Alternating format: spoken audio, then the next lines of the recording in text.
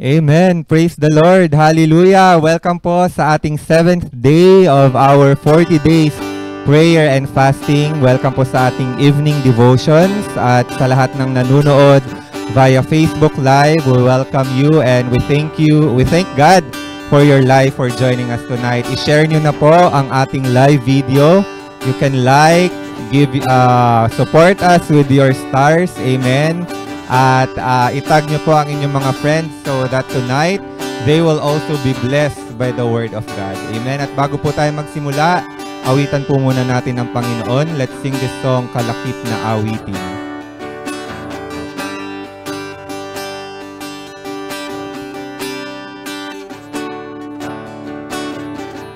Kung mayroon lamang akong sanglibong buhay, hindi pagkakait lahat sa'yo'y bibigay. Gayon pa man sa'kin nag-iisang taglay, ilalaan bawat saglit upang ibigin ka nang walang humpay. Mayroon lamang akong sanglibong buhay, hindi pagkakait lahat sa'yo'y bibigay. Gayon pa man sa'kin nag-iisang taglay, ilalaan bawat saglit upang ibigin ka nang walang humpay.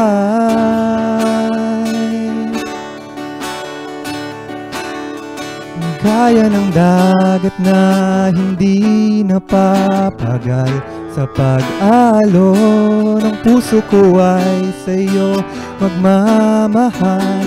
Sa habang panahon, natatanging kayamanan ko'y ikaw ay sambahin. Wagas na pagsintay iyong dinggin, kalakip ng awitin. Amen. Muli po nating kantahin. Kung mayroon lamang akong sanglibong buhay, hindi pagkakait lahat sa'yo'y bibigay. Gayon pa man sa'kin nag-iisang taglay, ilalaan bawat saglit upang ibigin ka nang walang humpay.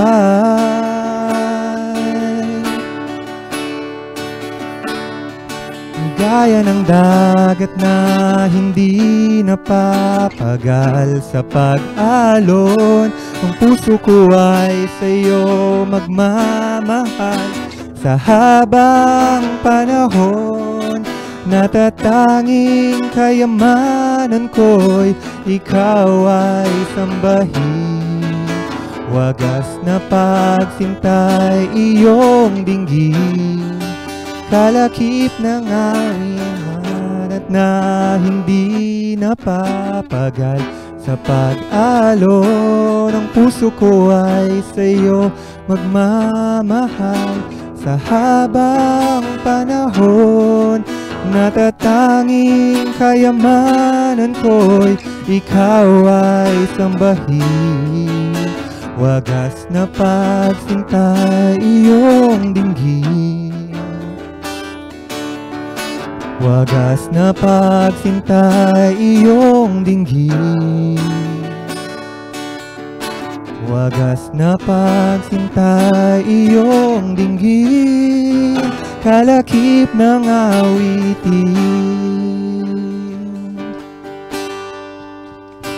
Amen. Praise the Lord. Hallelujah. Salamat po sa buhay ng bawat isang nakiawit. Amen. At ngayon po, without further ado, let us proceed with our exhortation tonight. At let us welcome Sister Mavic Magpantay for the Word of God.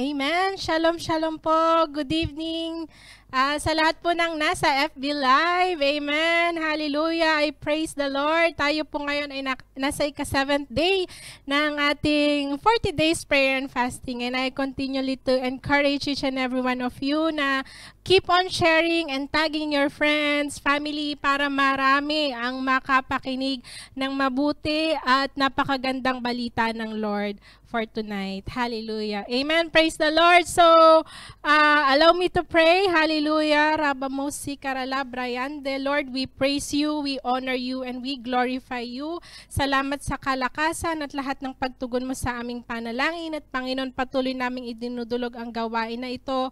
Hallelujah. Salamat sa ganitong platform, Panginoon. Allow this platform na, Lord, malayang makapangusap ang iyong mga salita sa lahat ng taong makikinig, sa lahat ng oras at panahon na mapanood ang FB Live na ito. Lord, we declare power, we declare salvation sa lahat ng makakapakinig, a life transformation, hallelujah, turning from darkness into light ang mga buhay, Panginoon. Salamat, Panginoon, as I declare Luke 4:18 and 19, the Spirit of the Lord is upon me because He hath anointed me to preach the gospel to the poor.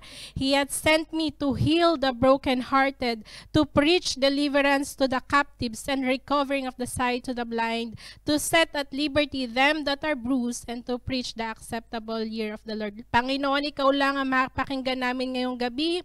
Hallelujah. And we are so excited for the fellowship of your word through the power of the Holy Spirit. So God be all the glory in Jesus' name. Amen and amen. Hallelujah. Palakpakan po natin ang Lord. Salamat. Hallelujah. Thank you, Holy Spirit, for your divine presence. Hallelujah. So, ang ating pong title ng devotion for tonight is, We're in His Marvelous Light. Amen. And our scripture verse is 1 Peter 2:9. Sabi dito, but ye are chosen generation. Amen. So, everyone, let's say, I am chosen. A royal priesthood.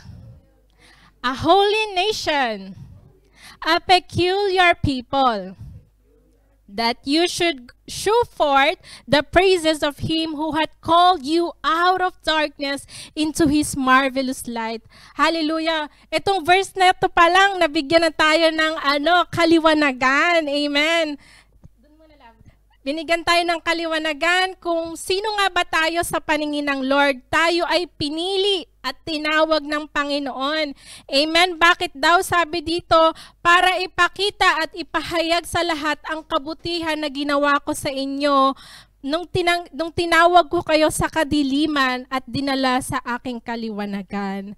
Hallelujah. Salamat, Panginoon. Amen. Truly, tayo ay tinawag ng Panginoon. Hallelujah. At tayo ngayon ay nasa kaliwanagan na ng salita ng Lord. Amen. Hallelujah. So it says, sabi dito sa ating devotion for tonight, everything God does has an end. At hindi yun nagtatapos doon. An excellent end. Amen. Ganyan ang Panginoon, hindi lang basta-basta ending, kundi excellent ending, hindi good ending, but an excellent ending. Amen. So, kagaya nung nagbigay siya sa atin ng buhay, hindi niya lang tayo binigyan ng ordinary life. He gave us life more abundant. Amen. So, ganyan tayo, ganyan magmahal ang Panginoon. Amen. Hindi ka lang bibigyan ng konti lang, kundi ibibigay niya sa iyo ang lahat-lahat, higit sa pangangailangan mo. He never leave us hanging or in a limbo. Amen. So ano ba tong limbo? Amen. So limbo means an uncertain period of awaiting a decision or a resolution. Amen. So sa ibang paniniwala, naniniwala sila na ito daw yung lugar between heaven and hell kung saan inaantay na sila ay ma-judge. Amen? Pero hindi yan ang sinasabi ng salita ng Lord. Kasi ang sabi ng Lord, whoever believes Jesus Christ and receive Him as Lord and Savior, amen, they have the assurance, amen, not a judgment, but only a reward of being a child of God. Amen? Kaya kapatid, ikaw sa kinalalagyan mo ngayon, kung hindi mo pa nakikilala at tinatanggap ang Panginoong Jesus, I encourage you, receive Jesus Christ as your Lord and Savior. Amen. So ang kadiliman na nararanasan mo ngayon ay hindi mo na muling mararanasan. Dahil ang ating Panginoong Jesus, siya ang kaliwanagan na hinahanap natin noon pa man. Amen. So God gave us an assurance. Amen. So, hindi niya tayo hahayaang hanging. Yung hindi mo alam kung saan ang patutunguhan mo. Kasi ang pinangako niya sa atin ay buhay na walang hanggan. A marvelous light. Amen. No more darkness. Amen. So, sabi dito, think about what we just read on our theme verse. Sabi doon yung last part. The latter part says, He called us out of darkness into a marvelous light. Amen. So lahat tayo, amen. Ako ay isa nagpapatotoo na nanggaling sa kadiliman ang buhay. Pero ngayong nasa Panginoong Jesus na, amen, glory na lang ng Lord ang nakikita. Amen. Kaliwanagan ng buhay, direction. Amen. Di ba pag maliwanag, nakikita mo kung saan ka dapat pumunta. Ganyan ang salita ng Lord. Amen. Na palagi nating iminemeditate. Binibigyan tayo ng direction to be successful in life, to be fruitful in life, to enjoy the abundant life na ipinangako niya. Amen. So, tinawag ka ng Panginoon, ibig sabihin, this is past tense. Amen. So, ibig sabihin, hindi aksidente na naririnig mo ito. Kung naririnig mo to, ibig sabihin, you are called and you are chosen. Amen. Hallelujah. You are called and chosen to have that kind of life, an extraordinary life, to be a peculiar people, extraordinary people, wala kang katulad. Amen. Ikaw ay nag-iisa at pinabanal ng Panginoong Jesus. Amen. So let's us continue. Sabi dito, in Colossians chapter 1, verse 13, sabi doon, we read something similar. Merong, actually maraming verses sa Bible kung saan ipinahayag tong ganito, turning from darkness into light. So sabi dito, who hath delivered us from the power of darkness and hath translated us into the kingdom of His dear Son. So dito, pinaalam niya sa atin, amen, He let us know that we're not in the arena or realm or the jurisdiction of darkness. We've been transferred into the kingdom of God's love Son. Amen. So, na-transfer na pala tayo. Amen. Ganyan ang Panginoon. Amen. Hindi kanya hahayaang manatili sa lugar kung saan marumi, madilim, nakakatakot, puro pangamba. Amen. Dinala ka ng Panginoon sa kaliwanagan upang malaya mong makita ng iyong mga mata ang magagandang ginagawa ng Lord sa buhay mo. Amen. Kung dati, nung hindi natin kilala ang Panginoong Jesus, amen, hindi natin makita ang ganda ng buhay. Amen. Hindi natin makita ang magandang kinabukasan. Amen. Palagi tayong natatakot sa pwedeng mangyari sa hinaharap. Pero ngayong nasa Panginoong Jesus na tayo, no matter what kind of circumstances we may face in our life, hindi na tayo natatakot. Bakit? Kasi alam na natin kung paano gamitin ang faith. Alam na natin kung paano manalangin, kung paano maglakad sa pananampalataya. Amen? That by declaring the word of God, it is framing our life to be transformed from glory to glory. Amen? The more we declare good things in our life, the more we will see yung magagandang bagay na dinedeclare natin, yun ang nangyayari sa buhay natin.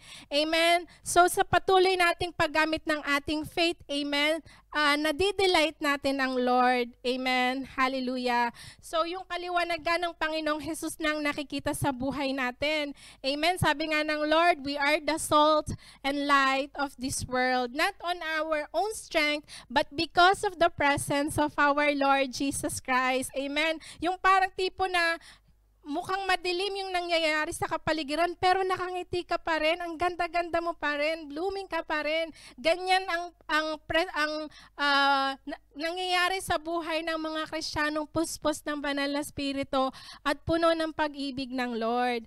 Amen. So, hindi na tayo under ng jurisdiction or judgment. Kasi ngayong nasa Panginoong Jesus na tayo, sa darating na panahon, amen, we are waiting for the rewarding. Amen. Yung parang aakyat sa stage with the first honor, second honor. Amen. Hindi na tayo kung papasa ba tayo or babagsak. Amen. Gagraduate pa tayo or hindi. Amen. So, ganyan pinadali ng Lord ang buhay natin as you receive and believe that Jesus Christ is your Lord and Savior. Amen. Tinanggal niya na sa iyo ang kahirapan ng buhay. Amen. So as we continue, meron din po sa Deuteronomy chapter 6 verse 23. Sabi doon, "And He brought us out from thence, that He may bring us in to give us the land which He sware unto our father." Amen. So, ito ay yung mga Israelites na inalis doon sa Egypt. Amen. Kung saan sila ay mga inalipin ng mga taga-Ehipto. Amen. So, sila ay inalis sa pagiging alipin at dinala sa lupang ipinangako ng Panginoon. Ganyan ang ginawa sa atin ng Panginoon. Inalis niya tayo sa pagiging alipin sa mga kasinungalingan ng kaaway. Amen. Inalis niya sa atin yung pagkabulag. Amen. Inalis niya sa atin yung nakaharang sa ating mga mata para makita ang katotohanan. Amen. So, ganyan ka-powerful. Amen. Ang presensya ng ating Panginoong Jesus. Amen. Dinala niya tayo sa promised land, a land filled with milk and honey. Amen. So, a land na hindi na tayo nangangamba or nagkukulang. Remember that the Lord is our shepherd and we lack nothing. Amen. So, ang mga pangako ng Lord, kapag pinapaniwalaan, inaalam, pinapanampalatayaan mo, yan na yan ang nangyayari sa buhay natin. Amen. So, kagaya ng mga Israelites na ito na pinalaya ng Panginoon, dineliver ng Panginoon mula sa kadiliman, mula sa pagiging alipin. Amen. Ganyan ang ginawa ng Panginoon sa atin. Kaya ngayon, hindi na tayo basta-basta na dideceive ng kaaway. Hindi na tayo naloloko na tayo ay walang pag-asa, walang kinabukasan, walang mararating, o kaya may panibago na namang kinatatakutan ng mga balita. Amen. Hindi na tayo natatakot doon. Bakit? Kasi niliwanagan ng Lord through His Word na ang mga ito ay sadyang mangyayari. Pero ang sabi ng Lord, "Do not be discouraged, do not be dismayed, for I am the Lord your God. I will go with you wherever you go." Amen. Pinangako ng Lord na sasamahan ka niya. Though you pass through many waters, I will be with you. Yan ang pangako ng Lord. Kaya wala tayong dapat ikapangamba. Ano man pong ating naririnig, rumors of war, ano man pong mga pandemic, ano man pong mga situations in life na meron ka, do not worry. Kasi kapag dinulog mo yan sa Panginoon, isinama mo nga yung 40 days prayer and fasting, nakakasigurado ako, I am assured, and you should be assured. You are assured also na yun ay natanggap mo na. Amen. In the name of Jesus Christ. Hallelujah. So tayo ay tinanggal sa darkness and now we are in His marvelous light. Hindi tayo nasa proseso pa. Amen. We are already in the marvelous light because of Jesus Christ. Amen. So another thought along the same line is what the Lord said to Paul in Acts chapter 26 verse 18. Sabi dito, "To open their eyes and to turn them from darkness to light and from the power of Satan unto God." Again, we see God's purpose. It is to turn from darkness to light and from the power of Satan unto God. And He's fulfilled it. He already fulfilled it in our life. You are in His marvelous light now, and the light dispels darkness. Amen. Wala nang kahit na anong room for darkness ngayong nasa atin na sa ating buhay ng Panginoong Jesus. Amen. So, wala na rin kapangyarihan si Satan sa buhay mo. Alalahanin mo na ang kaya lang gawin ni Satan ay yung mga iniisip mo na kaya niyang gawin sa'yo. So, huwag ka mag-iisip ng bagay na feeling mo kayang gawin sa'yo ni Satan. Amen? Because he really don't have power over you. Amen? So, let's always renew our mind. Amen? So, kung napapaisip tayo ng mga worries, dumidilim na naman ang ating mga mata, renew our mind. Amen. Let's read the Bible. Let's meditate on the Word of God. And let us remember what are the promises of our Lord God para sa atin. Amen. Let have that kind of peace in the presence and in the fulfillment of the Word of God sa ating mga buhay. Amen. So, kapatid, you are not anymore in darkness. Amen. I encourage you to keep your eyes unto Jesus. Amen. So, let us confess and declare this. Sundin nyo lang po itong mga declaration na ito with faith. So sabay-sabay tayo. I celebrate my glorious life in the kingdom of God's love Son, rejoicing in His light and dominion forever. I am enthroned with Christ. I shine and reign gloriously by grace through righteousness.